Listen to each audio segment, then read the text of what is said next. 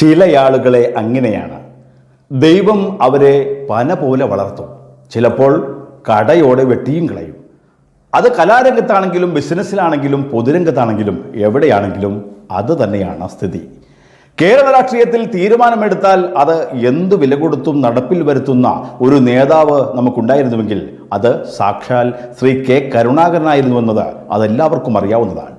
അദ്ദേഹത്തിൻ്റെ ഒരേ ഒരു മിടുക്കുകൊണ്ടാണല്ലോ കലൂർ ഇന്റർനാഷണൽ സ്റ്റേഡിയവും കൊച്ചിയിലെ അന്താരാഷ്ട്ര വിമാനത്താവളമൊക്കെ അങ്ങനെ പൂവണിഞ്ഞത്.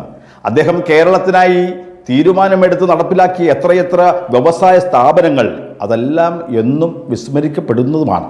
അതുകൊണ്ട് തന്നെയാണ് അദ്ദേഹത്തിൻ്റെ രണ്ട് മക്കളായിട്ടുള്ള കെ മുരളീധരനും പത്മജ വേണുഗോപാലിനും ഏറെ പരിഗണന ഇന്ത്യൻ നാഷണൽ കോൺഗ്രസിൽ കിട്ടിക്കൊണ്ടിരുന്നത്. അങ്ങനെ കോൺഗ്രസ് പാർട്ടിയിൽ വളരെ മുടിചൂടാമനനായി വിലസിയിരുന്ന കെ കരുണാകരൻ്റെ ആ അവസാന നാളുകളിലാണ് തന്നോളം മുതിർന്ന മകൻ മുരളീധരൻ്റെ വാക്കുകൾ കേട്ട് കോൺഗ്രസിൽ നിന്നും തെറ്റിപ്പിരിഞ്ഞ DIC എന്നൊരു പാർട്ടി ഉണ്ടാക്കി കേരളത്തിൽ പ്രവർത്തനം ആരംഭിച്ചത്.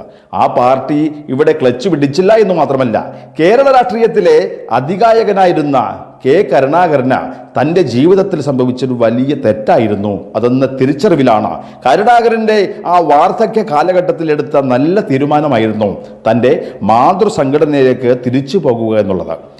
അതങ്ങനെ സംഭവിക്കുകയും ചെയ്തു. പിൽക്കാലത്ത് ഒരു കോൺഗ്രസ്സുകാരനായി തന്നെയാണ് ലീഡർ കരുണാകരൻ ഈ ലോകത്തോട് വിട പറഞ്ഞത്. പിൽക്കാലത്ത് അദ്ദേഹത്തിൻ്റെ മക്കൾക്ക് കോൺഗ്രസ്സിൽ നല്ലൊരു കാലമായിരുന്നില്ല സംഭവിച്ചത്. ഒരു കാലത്ത് കരുണാകരൻ്റെ കാൽ ചുവട്ടിൽ കിടന്ന് തിന്നും കുടിച്ചും വളർന്നവർ പിന്നീട് അദ്ദേഹത്തിൻ്റെ മക്കളുടെ അന്തകരായി മാറുന്നൊരു കാഴ്ചയാണ് കോൺഗ്രസ് പാർട്ടിയിൽ കണ്ടത്. തൻ്റെ അച്ഛൻ്റെ ധാനമാണ് നിന്റെയൊക്കെ സ്ഥാനം എന്ന നിലയിലുള്ള ഈ മക്കളുടെ ധാർഷ്ട്യവും അവർക്കൊരു വിലങ്ങുതടിയായിട്ടുണ്ടെന്നുള്ളത് മറ്റൊരു സത്യമാണ്. കെ മുരളീധരന് KPCCയിൽ മുതിർന്ന സ്ഥാനമൊക്കെ കൊടുത്തിരുന്നുവെങ്കിലും ഒരു തീരുമാനമെടുക്കുവാനുള്ള പോസ്റ്റിലൊന്നും അദ്ദേഹത്തെ ഇരുത്തിയിരുന്നില്ല. പത്മജയ്ക്കും അതുതന്നെയായിരുന്നു സ്ഥിതി. ഓരോ തിരഞ്ഞെടുപ്പിലും ഏതു വിധേയനെയും സ്ഥാനാർത്ഥിത്വത്തിൽ നിന്നും മുരളീധരനെയും പത്മജയെയും അങ്ങനെ വെട്ടി നീക്കിക്കളയുവാൻ ഇപ്പോഴത്തെ കോൺഗ്രസ് നേതൃത്വം ശ്രമിക്കാറുണ്ടെങ്കിലും സദാസമയം കുത്തുവാക്കുകൾ പറഞ്ഞ് വാ തുറന്നിരിക്കുന്ന മുരളീധരന് അവസാനം മത്സരിക്കുവാൻ സീറ്റ് കോൺഗ്രസ് പാർട്ടിക്ക് നൽകേണ്ടിയും വരുമായിരുന്നു. അപ്പോഴും വിജയസാധ്യത അല്പം കുറഞ്ഞ മണ്ഡലമായിരിക്കും ഇരുവർക്കും നൽകുക.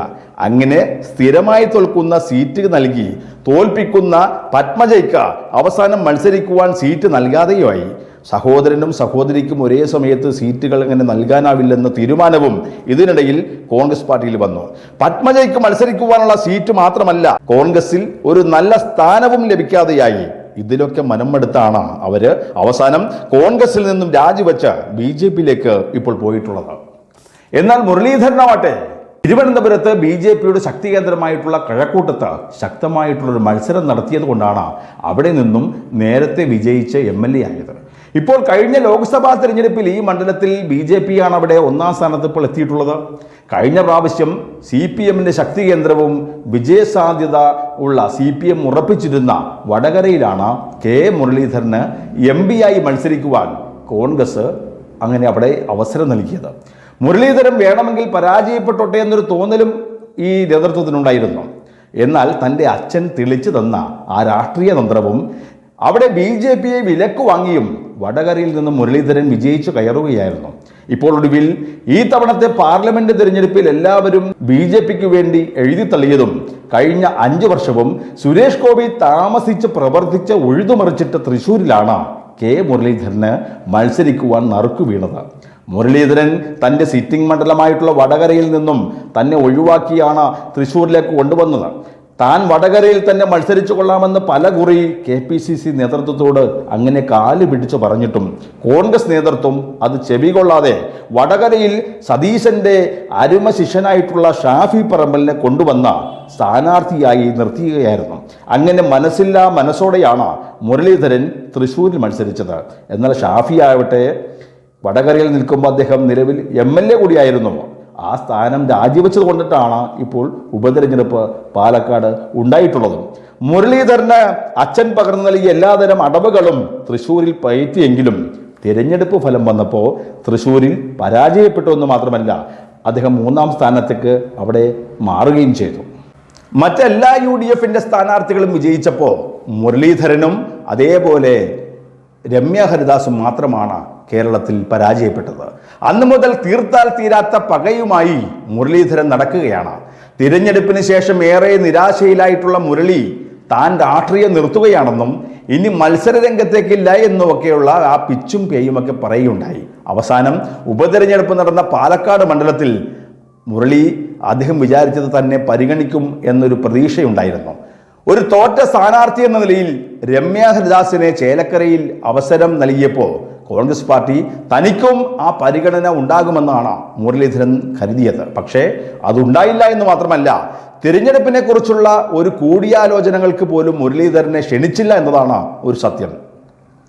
അതുകൊണ്ടാണ് BJPയിൽ നിന്നും സന്ദീപ് വാര്യരെ കോൺഗ്രസിലേക്ക് കൊണ്ടുവന്ന വിവരം താൻ മാധ്യമങ്ങൾ കൂടിയാണ് അറിഞ്ഞതെന്നും നേതൃത്വം തന്നോട് ഒരു വാക്കുപോലും പറഞ്ഞിരുന്നില്ല എന്ന ഒരു പരിഭവം അത് മുരളീധരൻ തുറന്നു പറഞ്ഞത്. നേതൃത്വത്തിന്റെ നിർബന്ധത്തിന് വഴങ്ങിയാണെങ്കിലും തിരഞ്ഞെടുപ്പിന്റെ അവസാന ലാപ്പിൽ പാലക്കാട്ട് വന്ന് UDFന്റെ സ്ഥാനാർത്ഥിയെ വിജയിപ്പിക്കണമെന്ന് രണ്ട് നല്ല വാക്ക് പറഞ്ഞെങ്കിലും തൻ്റെ അമ്മയെ തെറിവിളിച്ച രാഹുൽ മാങ്കൂട്ടത്തിന് വോട്ട് ചെയ്യണമെന്ന് പറയാൻ മുരളി അവിടെ തയ്യാറായില്ല. ഏതായാലും ഇപ്പോൾ കോൺഗ്രസിൽ അകത്തോ പുറത്തോ എന്നൊരു തിരിച്ചറിയാൻ പാടില്ലാത്ത സ്ഥിതിയിൽ നിൽക്കുകയാണ് മുരളീധരൻ. തൻ്റെ സഹോദരിയെ പുകച്ച് പുറത്തു ചാടിച്ച സതീശനും കൂട്ടനും തന്നെയും പുറന്തള്ളുവാനുള്ള ശ്രമമാണ് ഇപ്പോൾ കോൺഗ്രസ് പാർട്ടിയിൽ നടത്തുന്നതെന്ന് അത് നന്നായി മുരളീധരൻ അറിയാം. എങ്കിലും അവസാന സമയം വരെ ഈ കണ്ട അവഗണനയും ഒഴിവാക്കലുമൊക്കെ നേരിട്ട് നിൽക്കുന്നത് അത് എന്തെങ്കിലുമൊക്കെ ഒരു കച്ചിത്തുരുമ്പ് കിട്ടുമോ എന്നൊരു പ്രതീക്ഷയിലും തന്നെ അവഗണിച്ചുകൊണ്ടിരിക്കുന്ന, സ്ഥിരമായി അകറ്റി നിർത്തിക്കൊണ്ടിരിക്കുന്ന, ഒതുക്കിക്കൊണ്ടിരിക്കുന്ന സതീശനെയും കൂട്ടരെയും അവരെ ഒതുക്കുവാനുള്ള എന്തെങ്കിലും തരത്തിലുള്ള ഒരു അവസരം ലഭിക്കുമെന്ന പ്രതീക്ഷയിലുമാണ് ഇങ്ങനെ മുരളീധരൻ ഈ പാർട്ടിയിൽ ഇപ്പോഴും പിടിച്ചു നിൽക്കുന്നത്.